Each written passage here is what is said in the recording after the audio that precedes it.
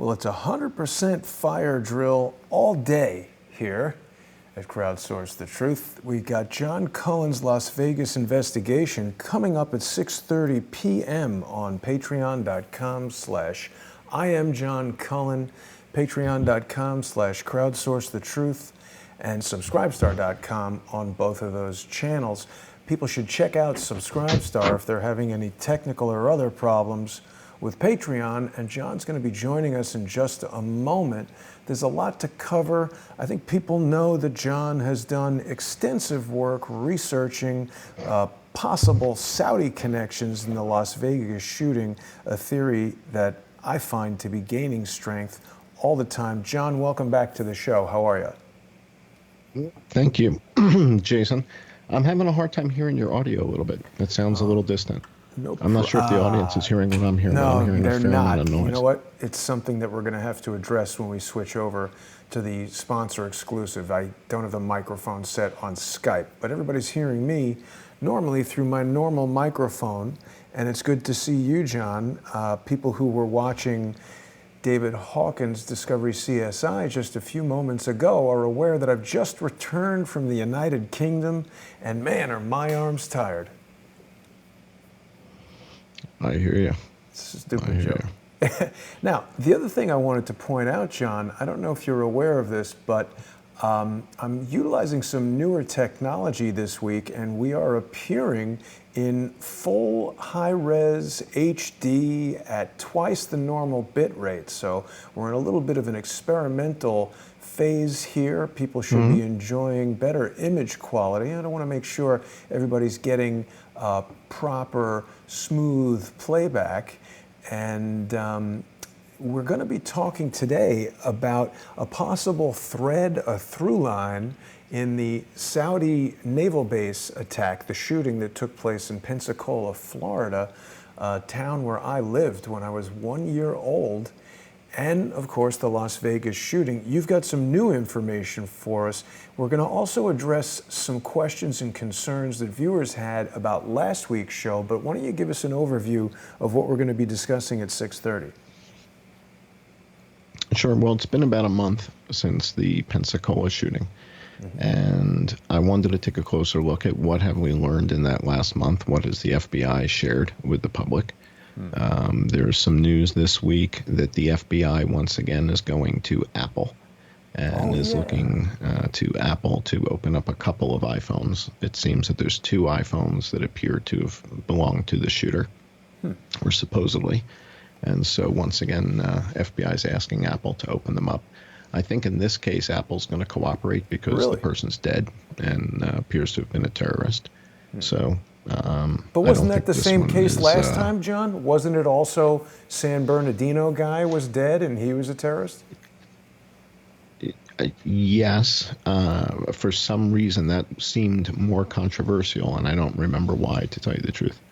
I don't recall why that was more controversial about Apple opening up the phone. But once again, it's the same story. They want access to the phone, and I guess the encryption is good enough to keep them out. So once again, FBI It's is interesting. looking to get in. I've spoken about this because this same matter came up in the Mueller investigation of Dr. Jerome Corsi. And Dr. Corsi spoke during the Citizens Grand Jury, told us that the FBI was specifically interested in a conversation he had had with Ted Malloch, an American economics professor working in Oxford, and they were interested because the conversation took place on FaceTime. And this really sort of set off a light bulb over my head, because when I was in Dubai, shooting the ride film Daydreams of Dubai, the last stereoscopic film that I directed, my phone fell into a dolphin tank, and I went to the mall in Dubai to purchase another iPhone, and right on the box it said, FaceTime disabled in hardware. You cannot use FaceTime in Dubai, and I presume it's because of strong encryption. So the FBI seems to have the same issue as Sheikh Maktoum. Yeah, the entire encryption debate right now is a big hot topic. And, the government is not real fond of getting locked out of things that they want access to. Right. So they're fighting this rather vehemently. So what we're going to look at today is more having to do with the connections between what happened in Pensacola, and we're going to ask the question, are we seeing treatment of this event, the Pensacola shooting? Is it being treated in a manner that is consistent with other events that we've seen? And take a look at, is the FBI being forthcoming? There were supposedly 6 other people that they wanted to speak with. We want to take a look at that and find out, what happened there. Then see if we can weave a common thread across a couple of different stories. It seems that whenever Saudi folks get in trouble, things get swept under the rug or covered up or taken care of. And it seems that this has been going on for some time. One of the viewers sent me an email with a link about a story of a murder in Oregon. And one guy who was part of the story was a Saudi guy in Oregon. And he was acquitted or let go, or they dropped the charges. Wow. And yeah, the guy on the left. And he was acquitted, or the charges are dropped, and he's off the hook. It's amazing. And this this story got a bunch of press. This is a number of years back. I forget if it's 2015 or 2013. But this was a big story back in the day. And if you look up that guy's name and you Google him, What's up with this yeah, guy? and let's see how many. Yeah, let's see if we can find some articles about him. Probably not. Because this right? is just another example. And this is a guy who's in his 20s, and State Department says it won't intervene after manslaughter. And this was February 2019, so that was just a year ago. But I think it's an older story. They're showing the SUV that helped him get away. Here we go. Here's the couple other aspects here. WAPU. Right. So it seems Saudi Arabian. So this. Sorry. Yeah, I mean, so again, this type of story, this scenario, continues to play out, and I want to take a look at how do you break through this, right? And who is pushing to break through this? And that's what I want to take a look at 6:30 for our Patreon and Subscribe Star supporters. Absolutely. So that's what we're going to be talking about live today. And I've got a whole bunch of articles and video clips and stuff that we're going to take a look at. Yeah. Now, so just to touch on what we were discussing last week, John, you pointed out some things, evidence that was in plain sight all along that hadn't been addressed. I thought you raised some really excellent points. There were some viewers, particularly viewers who were shooters, who disagreed with some of your hypotheses. First of all, it's important for people to know that every guest who comes on the show presents their information, their views. I don't tell guests what to say, what not to say. People can tell me they're going to unsubscribe, they want me to depixelate things, they want me to do whatever they want me to do. I will never tell John Cullen or any other guest what to say. Guests who come on the show are free to present their points of view, and their points of view are their own. Oftentimes I do agree with guests that I have on the show, but there are points that we disagree on, and that's the case with John, that's the case with every single guest. I think that John's overall conclusions with regard to the Las Vegas shooting are the most compelling that we've heard from anyone, and I think that there were some things that he said last week that were speculative that might have been correct, might have been incorrect. John has more experience with firearms than I do, but obviously there are military veterans out there, there are police officers who got in touch with me who said, this guy doesn't know what the hell he's talking about, I'm not listening to anything. So what I would encourage people to do is to evaluate each piece of information on its own. And I think that if John says he feels that the guy not having eye protection means he didn't shoot in the room, that's not what his entire conclusion is based on. It's one tiny little element. I thought one of the strongest things that John had presented last week was this tannerite. He helped me personally gain a better understanding of what tannerite is, what it's used for. Got into a lot of debate with a lot of different viewers about would someone blow something up with tannerite? And John even showed us some videos where entire barns and cars and things were filled with tannerite. But my takeaway, not being an explosives expert, not being a firearms expert, and also after reviewing the tannerite website, it seems to be intended for, like, you fill a can with it, you put the can 1,000 feet away and you shoot, and then it explodes and you realize that you've hit the can. It's not necessarily intended to be like C4 or dynamite or something for demolition. No, so that's highly that's suggestive. Right. It's recreational. It's a recreational product. That's not right. a It's a recreational terrorist product. explosive. And then the other strong point that John had raised is that if he was going to use it to blow up the hotel or blow up the jet fuel tanks or something, wouldn't it be in place at the time that he was doing the shooting? So, I mean, there were things that we discussed last week that were stronger than others, but I think it's also important for people to realize that there's nobody else who's been drilling into this investigation with as much detail and for as long as John has. So with anything like this, you go down a road and sometimes you hit a dead end and you come back and you change the theory and you abandon certain things. John, anything you want to say about some of the stuff that was said last week? I think that there's people in the audience, I think there's folks in the audience that may have a hard time differentiating between evidence and speculation. And proof. Right. So the first thing we do is we put the evidence on the table. Right. So the evidence on the table, for example, is there's 5 room keys on the countertop. That's just a fact. Right. There's no speculation there. There's 5 room keys. We see them. We can count them. Right. Everybody's pretty good at counting to 5. Right. Everybody's in agreement that there's 5 of them. Then comes the speculation. The speculation is, well, might there be 5 room keys because Laura, Katie, and Joanne are also registered to the room? Well, I don't know. I'm not saying that that's definitive.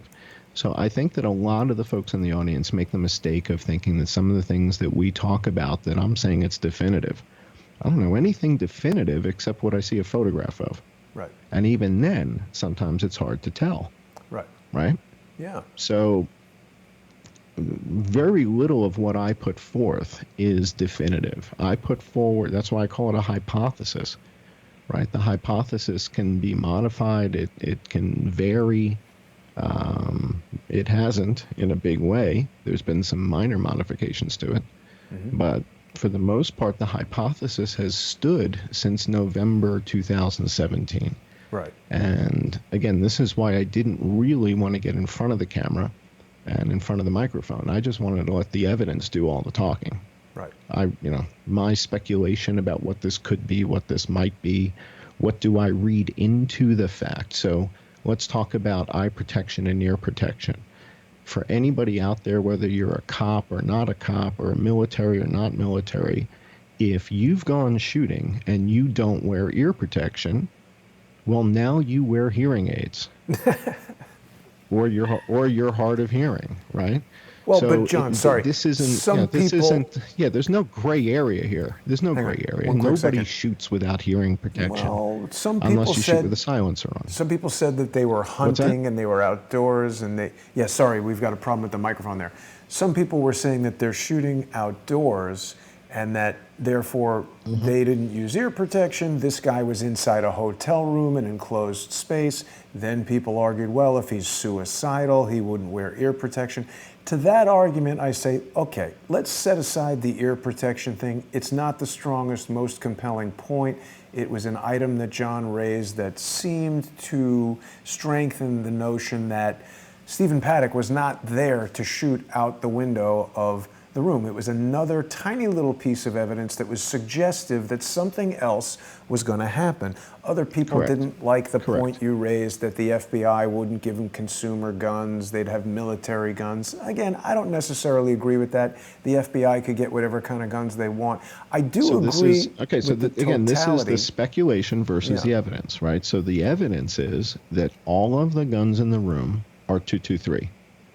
Period. That's not debatable. That's a fact. All of the guns in the room, other than the AR-10s and the Savage 308, so the are 223. In other words, there's no 5.56 NATO guns, and there's no 7.62 NATO guns. There's an AR-10. Or two AR-10s or three AR-10s, but the rest are AR-15s that are chambered for 223, right? So then the speculation is, if this was a Fast and Furious thing, wouldn't we see more military-oriented weaponry? Possibly. I'm not saying that we would. I'm asking the question: would we see more military-oriented weaponry if this were a Fast and Furious thing than the type of weapons that you can go buy at a local gun store? And they're all different, right? I would assume if I was doing a deal with the ATF or the FBI or the CIA and some backdoor gun running thing, wouldn't 20 guns be the same? Each and every one of them is completely different. Yeah, I mean, again, Again, I don't know. Yeah. But people thinking that I'm saying something that's definitive, I think people are misunderstanding the approach. The approach is look at the evidence, and then does the evidence tell us anything?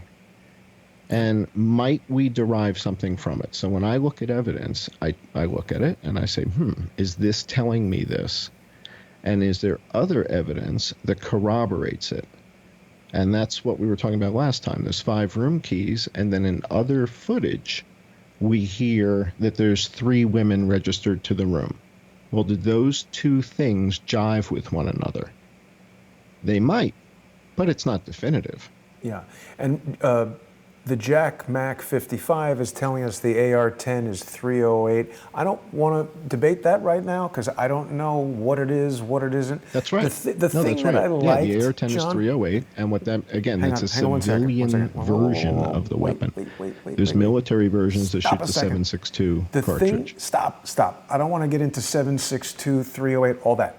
The thing I liked that you brought up last week was this overall notion that the totality of evidence and the condition of the room was more suggestive that Paddock was preparing to take a group of people out into the desert to shoot targets.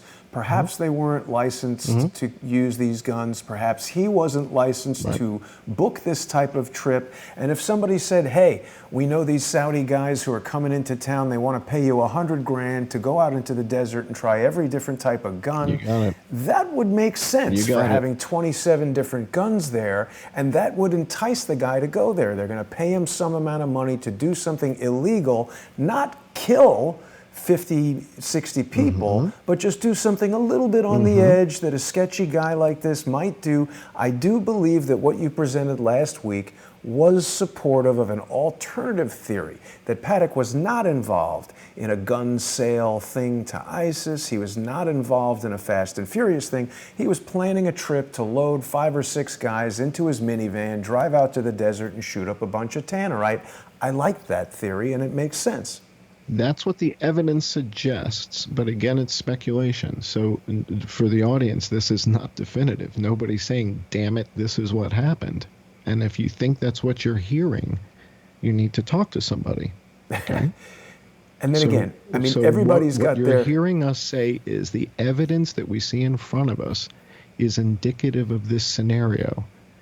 It's less indicative of a federal-based gun-running scenario where I would expect the weaponry would be a little bit more military-oriented and less civilian-oriented. Now, I could be wrong, right? But it's not a definitive call that we're making here. We're, the research that I did and the conclusion, the hypothesis that I came to, I published the final thesis November 2017.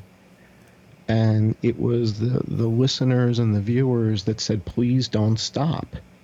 if you stop covering this, it may not get covered. Right. And so I made a promise that I wouldn't stop. But the net of it is that the hypothesis hasn't changed because there hasn't been enough evidence to change it, right? So let's take a look at a couple of these comments here and see if we can address these in the last couple of seconds here. Yeah, we're almost out of time. Yes, Jason Clayton is saying it takes a high-velocity bullet to make tannerite go off. That's correct. A sub-supersonic bullet, like a pistol, won't ignite tannerite. You have to shoot it with something like a 223 or better. So that's absolutely correct. And then this guy's talking about blackout, and that's too technical. Well, that's what I wanted to get to, John, real quick. Because there's a lot of people who take shooting very seriously, and obviously everybody who comes to the show, either as a guest or a viewer, has their area of expertise, and some people even have a particular detail that they might be very focused on, and it's totally valid for people to debate that. But if John says something is a 5.56 and a 2.23 and a 3.08, that does not affect the overall hypothesis, which is that there does seem to be a preponderance of evidence suggesting that Paddock had no idea he was going to be shooting or getting shot or doing anything in the hotel room other than preparing a bunch of guns. And I hate to be rushing, but I knew we had a lot of stuff we wanted to talk about, and we are just about out of time. We want to get over to patreon.com/IamJohnCullen, patreon.com/crowdsourcethetruth, and the 2 Subscribestar channels. I did just now briefly show the John E. Hoover YouTube channel. I would definitely encourage people who are new to the show, people who are just seeing John for the first time, get over there to John E. Hoover, subscribe to the channel, and go back to some of the previous videos. Look at the helicopter evidence. Look at the extensive evidence that John has put together on this whole overall case. And John, I want you to know you have my support. I really do think you've been digging into this thing like nobody else, and you've been taking a lot of flack for it, so I appreciate you having the fortitude to stand up. I don't really notice the flack, so that's okay. Again, I see what I see, and I call it as I see it, and if I'm wrong, that's okay. There's plenty of stuff I've been wrong about, right? So just a week or two ago, we discovered that thing that we thought was a drone taking off from the venue was not a drone. It was a speck on the lens. So, it's okay to be wrong. What's not okay is to not look and to not investigate and to not dig. Right. And if you see something, you say something. And that's what I believe in. So absolutely. Looking forward to going a little bit deeper at the bottom of the hour. Absolutely. And I want to thank all of our generous sponsors. They make this show possible. And if you're watching these YouTube segments every week, if you love what we're doing, and even if you love coming in here and telling John and I all kinds of negative things about each other, if you're coming back week over week, you should become a sponsor and join us on Patreon and Subscribestar. That's what keeps the show going. That's what keeps this information totally free of the financial influence of, say, doing your research at the Bill Gates Research Building at Carnegie Mellon, or having your advertisers be MGM Grand or something like that. So thanks to all the generous sponsors. We'll see you guys on Subscribestar and Patreon in just about 5 minutes, so catch us there. Thanks for watching, everybody.